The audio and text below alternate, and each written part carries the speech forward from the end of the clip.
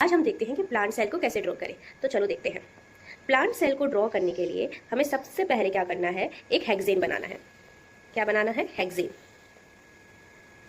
बस कंडीशन इतनी है कि जो हेक्सेन है ना वो सोया हुआ होना चाहिए, मतलब खड़ा खड़ा नहीं, उसको सुला दो। ठीक है, ऐसे हॉरिजॉन्टल।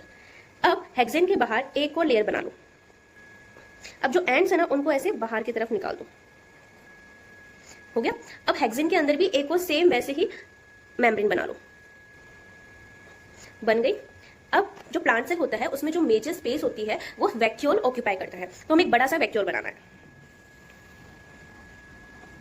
ये हमारा बन गया वैक्यूल। अब जो कंट्रोल करेगा, कौन कंट्रोल करेगा? न्यूक्लियस। हम एक न्यूक्लियस बनाएंगे।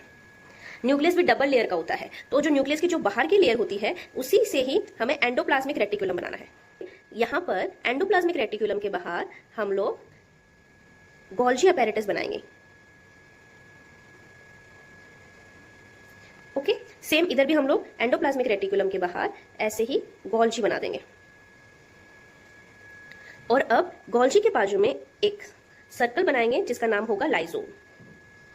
ओके, अब जहां आपको स्पेस दिख रही है, जैसे मुझे यहां स्पेस दिख रही है, मैं यहां पर माइटोकॉन्ड्रिया बना दूंगी। ओके, मुझे स्पेस यहां भी दिख रही है तो मैं यहां पर मेरा क्लोरोप्लास्ट बना दूंगी। और क्लोरोप्लास्ट में ना ऐसे ऐसे ऐसे बना दो लाइंस, कुछ वो लाइंस जो थाइलाकॉइड में होती है। ठीक है, अब बाकी जगह ऐसे डॉट्स डॉट्स कर दो। अब जो हमारा न्यूक्लियस था उसके अंदर क्या प्रेजेंट होता है? न्यूक्लियोलस, वो बना दो। और बीच में क्रोमेटिन थिन, जो क्रोमेटिन थ्रेड लाइक स्ट्रक्चर होता है, उसके लिए ऐसे लाइन लाइन ड्रॉ कर दो। ओके, सो बन गया। इसको हम लोग अब नेमिंग कर लेते हैं।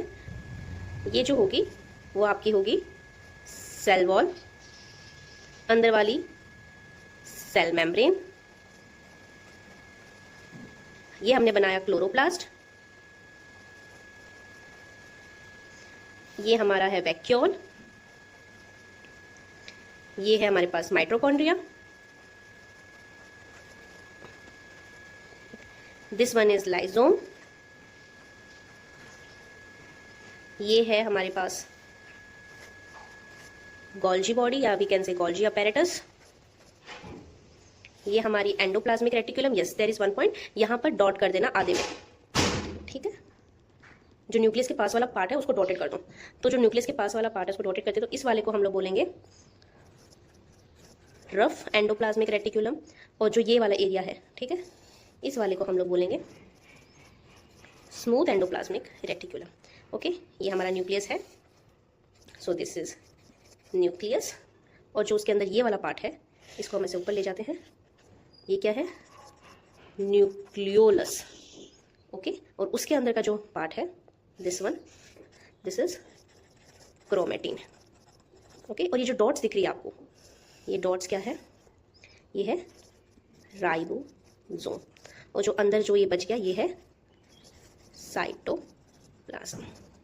ओके, सो आई थिंक हमने ऑलमोस्ट सारी नेमिंग कर ली। तो ये सिंपल वर्जन था आपका प्लांट सेल बनाने का। तो आप ऐसे नॉर्मली अपने एग्जाम में प्लांट सेल बना सकते हो। ओके, सो ऐसे ही शॉर्ट्स में समझने के लिए स्टे ट्यून्ड विद मी।